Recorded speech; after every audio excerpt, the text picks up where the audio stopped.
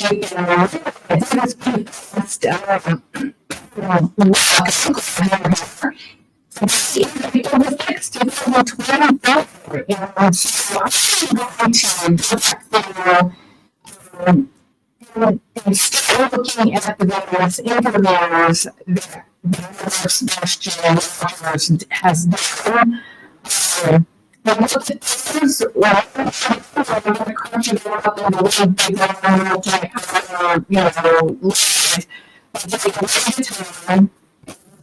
time, work back through there. And I'm going to do the same thing ultimately with the followers. Just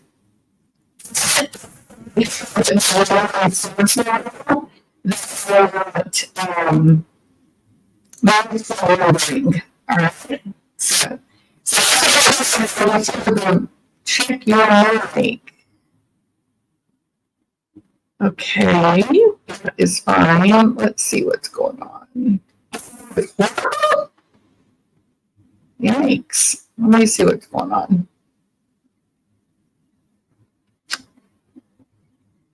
Okay, that looks good. Testing. Okay, that looks really good. Yeah, I think it is. Reduce background noise. Okay, we got that. Oh. Microphone.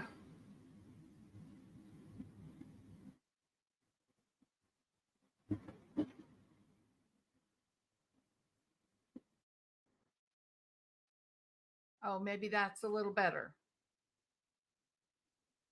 Did that fix the problem? Muffled with feedback. Okay. Give me 1 minute here.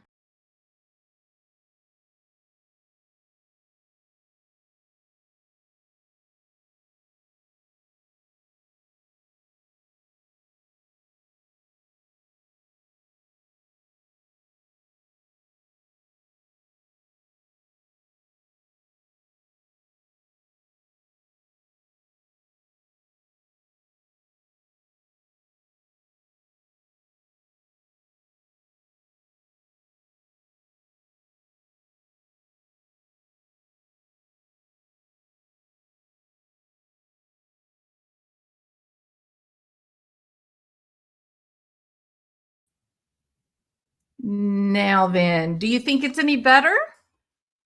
You're in a tunnel? I don't feel like I'm in a tunnel. Is that okay or no? Volume up. Oh, well, my volume is up. Much better. Yay. All right, good deal. She can be taught. Okay. Thank y'all. Thank y'all so much. Okay.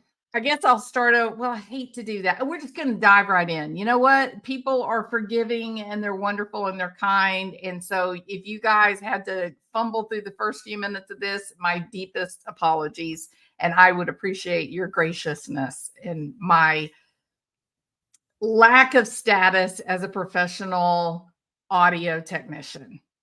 I'm just a psychologist. I don't know anything about the mics and the stuff. All right. Okay. All right. So I'm going to go back through starting with the first interview. It is short. I only have a few minutes here to do this anyway. And then I'm going to chronologically work back through the interviews. So start with the first interview that was done 5 weeks ago now, going on 6 weeks. And work through each one chronologically as it occurred, because I want to make sure that my attention and my recall of details is accurate. And we'll see how this thing goes. Okay. So we're going to start there. and we will get started. And I know you guys have heard this 10 million times, maybe not 10 million, but you get my point. But I want to look at this in a little bit of a different perspective. How are you coping? We're on a constant roller coaster ride of helpless and hopeless and many other emotions all in one, and it's a never ending. Now, in the very beginning of this, this may be the only time I've seen these two look at each other. You know what I mean? Like Christopher looks directly at her, but she's still not looking at him. She's still looking down. I get this feeling. I mean, I rewatched the Nancy Grace interview last night. She just looks like she hates Christopher. And other people have had a little bit of a different take on it, but I showed you guys where she turns and looks, but she looks down and then away. She is avoiding eye contact with this guy. And that is very, very important, because when we are frightened or we're scared or we're alone, we make contact non-verbally, visual contact with the person that makes us feel safe or protected. And we're not getting any of that from her. Days have been like for the family. How are you coping?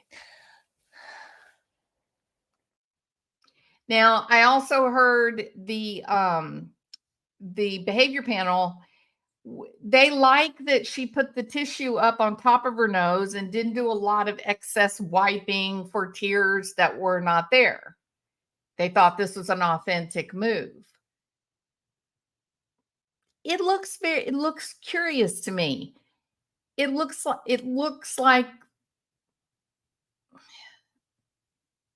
like they had a plan, and they didn't plan for this part, or she's scared, or she's about to laugh. Maybe there's some duping delight. We're on a constant roller coaster ride of helpless and hopeless and many other emotions all in one, and it's a never ending roller coaster. It doesn't stop. It won't stop until he walks through the door. And I thought, for me, I thought this sounded really practiced. I thought it sounded a little fake. We're on a never-ending roller coaster. It never ends. That is the kind of thing that you do hear from people, let's say, that has had a child missing for 3 months or 6 months or a year. But this had only been a few days. What do you mean? It never ends. Why would it end, Christopher? You're within 1 week of losing this child. Why would it end? You're in the acute phase. It's odd that you would just repeat this little canned phrase saying, oh, it's just so difficult. We're all of these conflicting and in never-ending roller coaster, up and down and left and right. Why would it end? It's the beginning of the journey. Katie tells us that she woke up that morning and within 3 minutes, she knew Sebastian was not in the house. Oh, wrong interview. That's hilarious. I love how they gave us so many different versions. Okay. So let me see if I can get to the right interview. I thought I had the right one and I don't. Let's see. I think maybe this one's it. They all start the same way, so you think you got the right one. Here is it. Yeah. Sorry about that, y'all. They did an introduction and then they just doubled it. They just kept presenting it for their commercials. Hold on.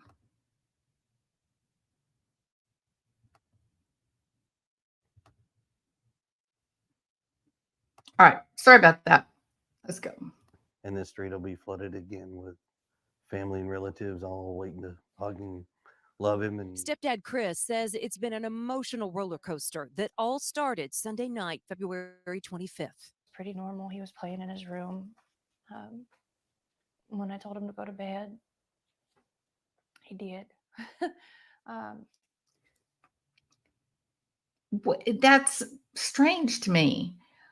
Even if he was a child that didn't follow direction, that had a hard time going to sleep at night, you would say, I told him to go to bed.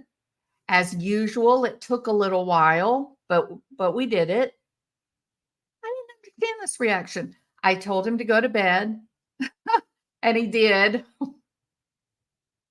What happened right there, Katie? The answer would have been, I told him to go to bed. Did you feel like you should add something extra to it? You didn't know what to add to it? You planned out what you were going to say, and you suddenly had a realization that it sounded a little bit hollow? Maybe I don't know what this is. I don't know why she did it. I just thought it was peculiar, Good interesting. night, Mom. I love you. Katie says she went to wake up. I think this looked really authentic. When I told him to go to bed, he did. He said, good night, Mom. I love you. Katie says she went to wake up Sebastian And around she 6 looks a.m. at it. Monday for school, and he was gone. Within minutes, Katie says she was on the phone with Chris, who was working out of town, and they quickly called 911. And he's not a runner. He's never run away before. I don't know why. Right there. You don't know why he what? She caught herself. It almost came, right? It almost burst through. I don't know why he what? But she catches herself then. I don't know why Reason. he walked out that door. So that's the planned story. But I don't think it's the real story. She reset to the written narrative, probably written by Christopher. But I like how she's making really good eye contact with the interviewer. It's like she's trying to make contact right there. I don't see anything in the world wrong with her looking down while she's talking or looking off. I think that is normal. When the interviewer starts talking, she does look up and pay attention and make eye contact, listening as the interviewer asks the question. That's a real normal, expected pattern of behavior. Then the unexpected, the anomaly here is her not checking in with Christopher, who really ought to be the one that she's looking at. So, I would want to know if there's someone who's trying to get an interview with her. If he does, I really hope that he will try to explore more this relationship with Christopher. What's happening here that she's blocking him out? She's shutting him out. Story here. I mean, he's a good kid.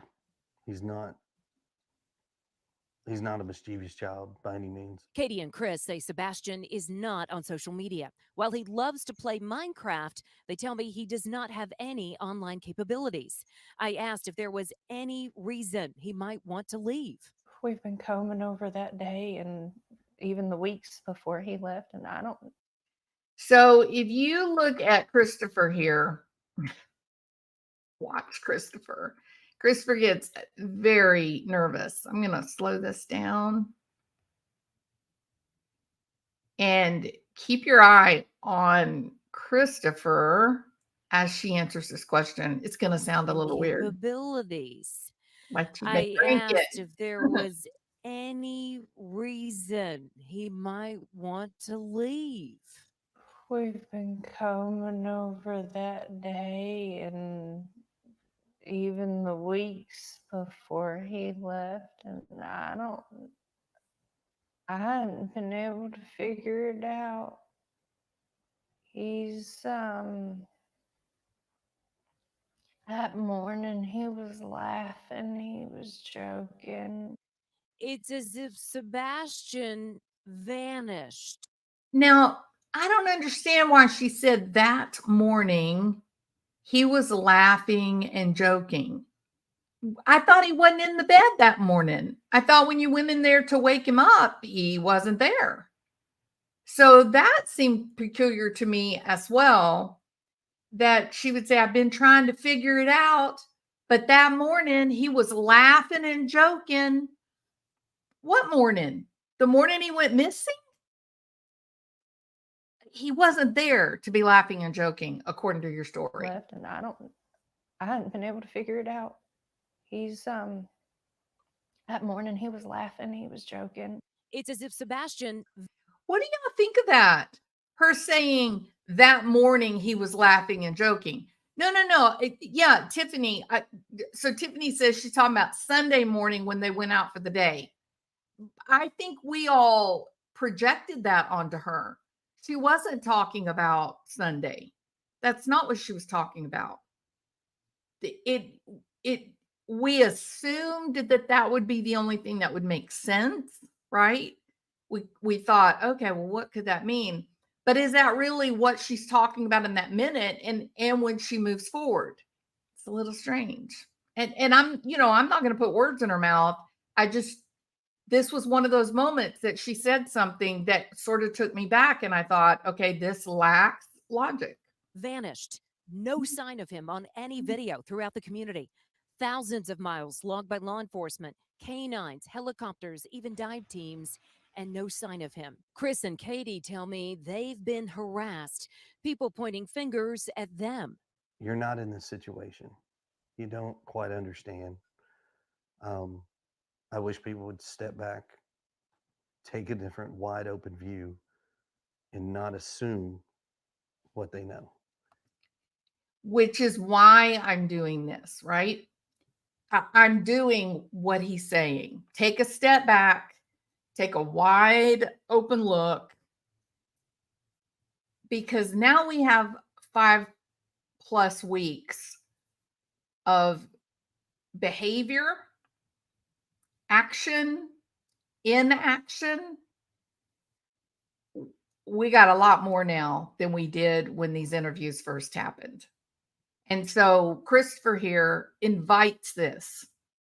He says, look at this differently.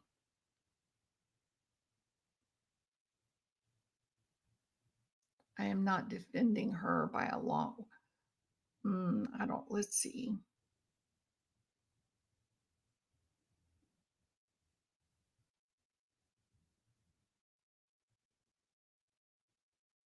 When my wife was killed by her ex, I was severely traumatized. I literally checked out mentally. Absolutely, seclusion. Absolutely.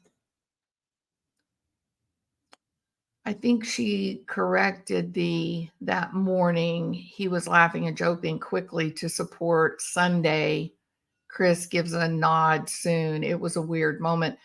I thought so too, Gigi. I'm not ever gonna say I can read minds, or that I know why people may turn their head a certain direction or make a certain facial expression. I think there's no one-to-one correspondence like that with human beings. We're pretty dynamic and complicated creatures. We all have different histories that teach us certain lessons. I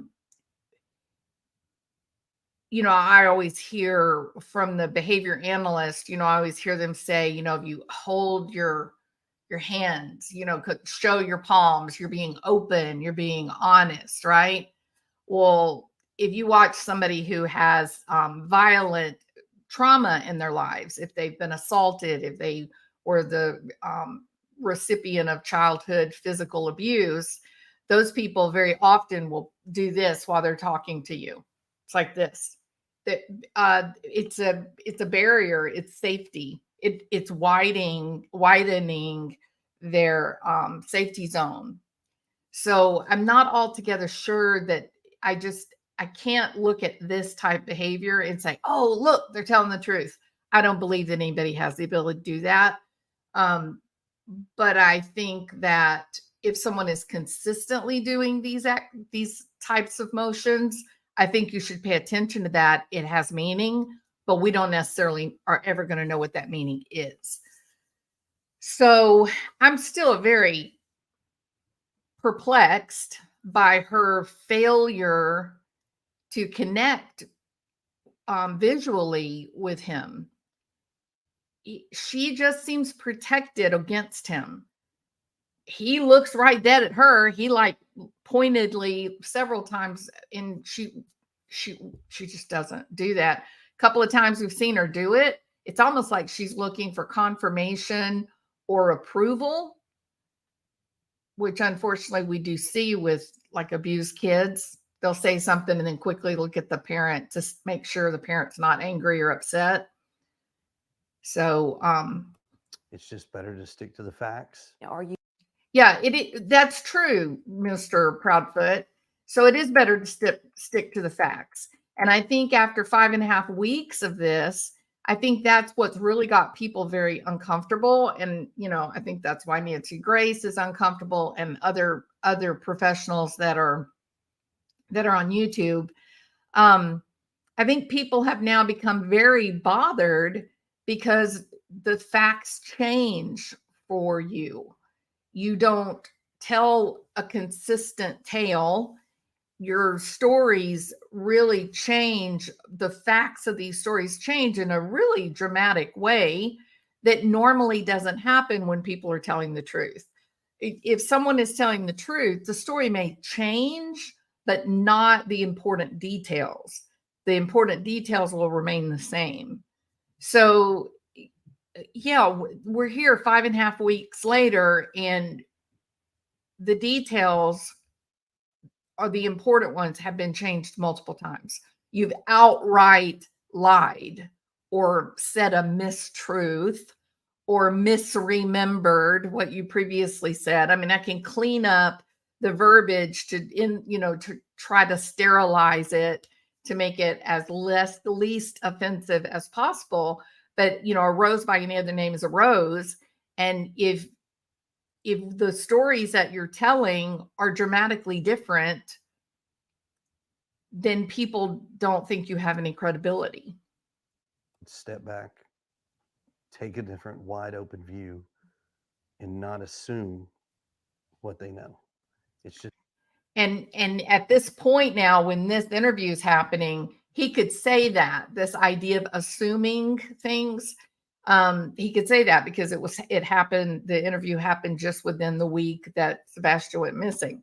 Now fast forward 5.5, 6 weeks later, are we assuming? If you feel as if you are assuming the facts, put a 1. If you feel like he himself, his own voice coming out of his mouth, he has given us facts. He has given us stories. We're no longer pretending to be omniscient. We're no longer pretending to know what happened. Hell, there's not even any wild speculation anymore. People are actually discussing facts. Information that came from his mouth. And that is a problem for Chris.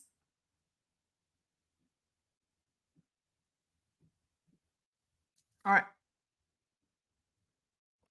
just better to stick to the facts. Are you both in the clear? I can tell you that Mom, myself, and the father have worked very fully and cooperatively with all agencies across the board.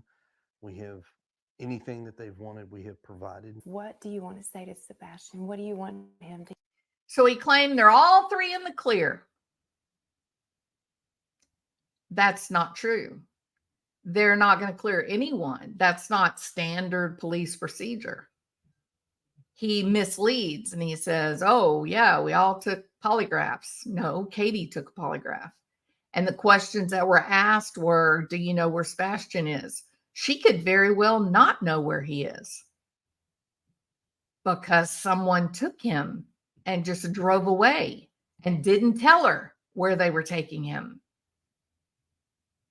That could be an actual truthful statement that doesn't necessarily mean that Sebastian wasn't hurt.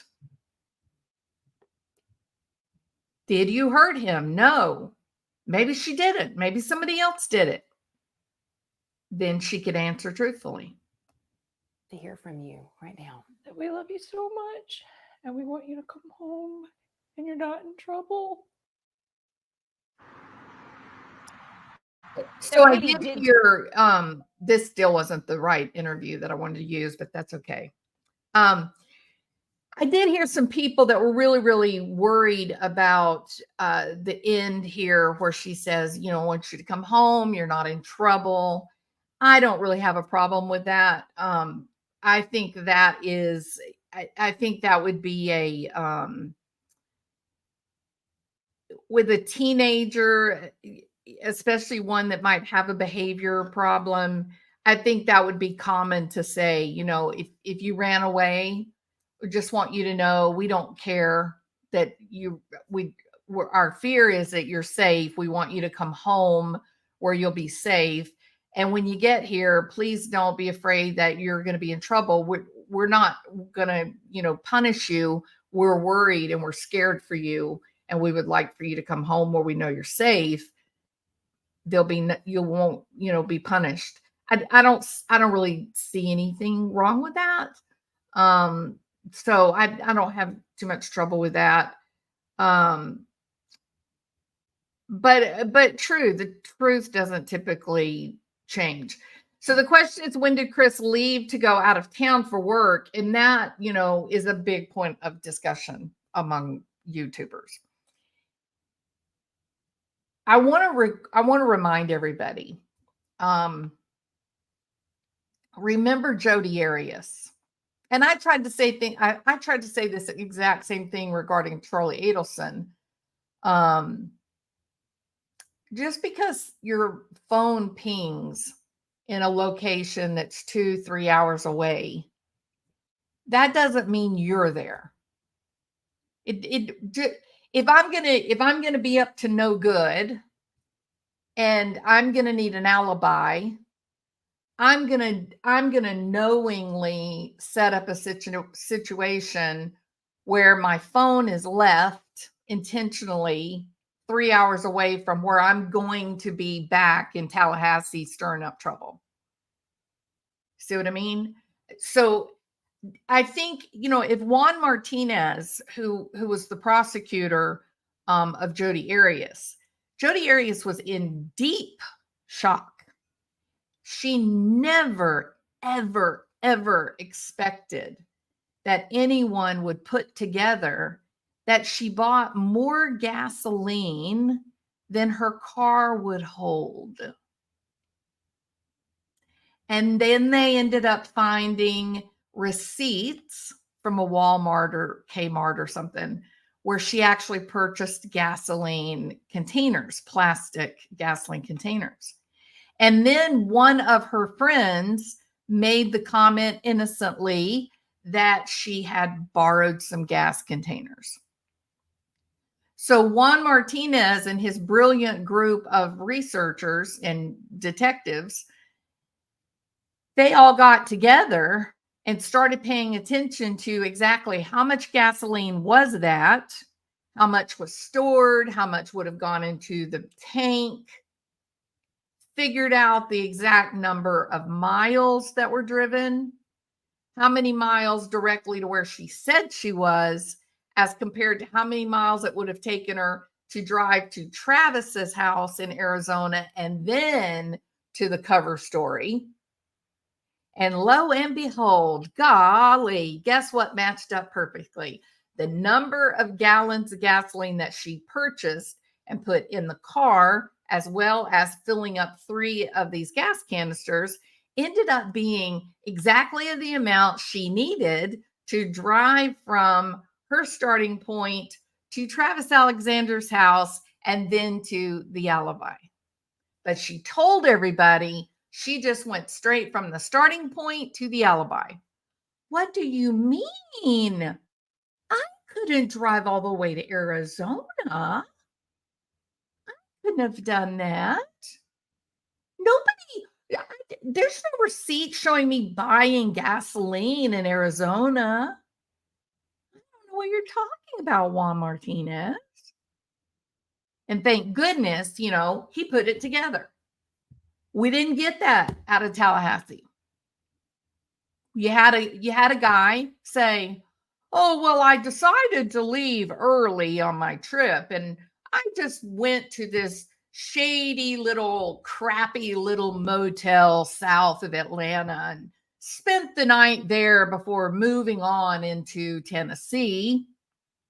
Check my phone. Anytime somebody says, "Here, you can check my phone," take it, check it. Your alarm bells ought to go off right there, because they're already anticipating that someone is going to be looking at that data. So you're probably not getting accurate data. But nobody did that. Nobody looked. So it's a real shame. So for Christopher Proudfoot, let's face it, Memphis was only about 2.5 hours from home.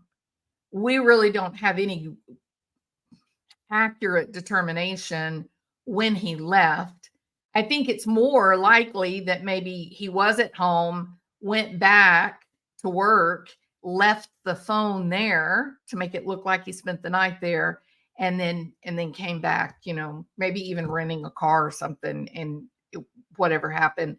Some people have floated the idea that perhaps it was an accident, and Katie panicked and called him, because how could she call Seth, child's father?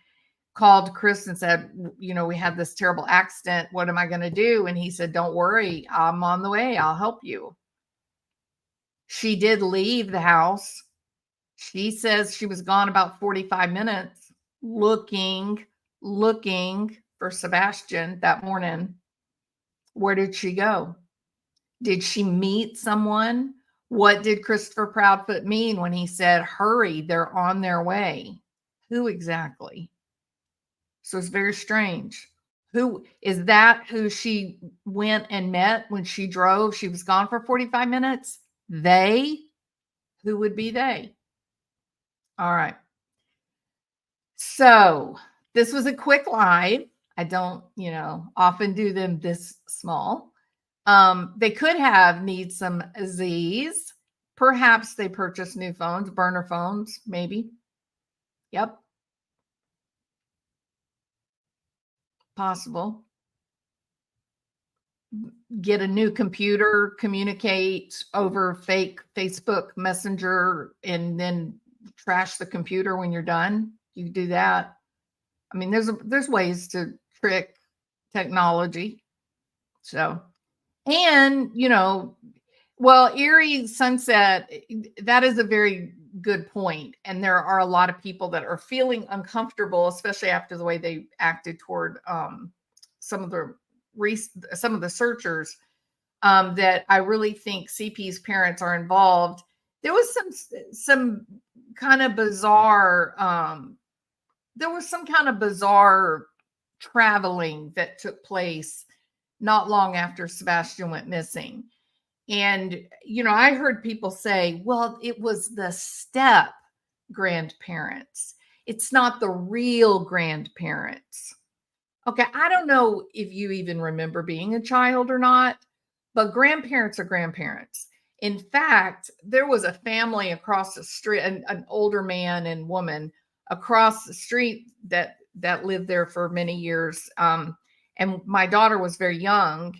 And so every time that me and my daughter would be out in the front yard, Lily, the lady from across the street, she would come across the street. Oh, look at, let's just say my daughter's name is, I don't know, Deborah. She comes down. "Oh, Deborah, so glad to see you. Here's a toy," or "I bought you a new dress." Just a sweet little lady, right? Just kind, and not having any family nearby. And so my family sort of became surrogate family to them. To my daughter, she was every bit as grandma as like my mom or my husband's mom. So kids don't distinguish or differentiate between step grandparents or not. And I think it's horrible. And this is kind of an editorial comment here. And I don't know if Christopher Proudfoot and Katie considered this, but I want you to stop for a minute and think about how terrible this is. That Sebastian goes missing. Let's say he goes missing in the most innocent of conditions. That no one hurt him. That they just he ran away. If he comes home, or if somebody returns him, not only his mother gone, his mother is now in Memphis, so are his grandparents. How much of a clearer message can you send to a child that he's unwanted, unneeded, inconsequential? Oh, hogwash, Jules. Don't say such a thing. You believe that kids don't know when they're not wanted, when they're not valued in a family? They know. They're the first ones to tell you. Yeah, my mom really loved my older brother. Like, oh, she was so in love with my older brother. But she didn't really have much for me. I was pretty inconsequential. She didn't care much about me. You hear those stories all the time. Kids can tell you who values them and cares about them. My mom didn't like me very much, but me and my uncle were great friends. Uncle took me hunting all the time. He was a good guy. You hear these stories all the time. So the fact that not only do the grandparents take off on a dream vacation to Alaska, the mom just decides to go live in a motorhome in Memphis, not being a part of the search, not going and meeting with searchers and saying thank you and hugging necks, not making snacks and food for all the snark. She just loads up and leaves and go. You can make excuses all you want to. Oh, she's afraid. She's terrified. Name me one time, please, once when a YouTuber broke into someone's house. Stop the nonsense. Oh, they're so frightened they had to leave town. Stop the nonsense. That's not real. That's BS. From a man who introduces himself by saying, "Hi, I'm Christopher Proudfoot. I'm brash. Be ready for what I say, because I'll say what I damn near want to." These are not frightened people, not by a long shot. Katie's, mixed martial arts training. Stop with that nonsense, foolishness. All right, I gotta go. You guys are awesome, and because it's Saturday, I'm gonna be back later. See you later. Bye.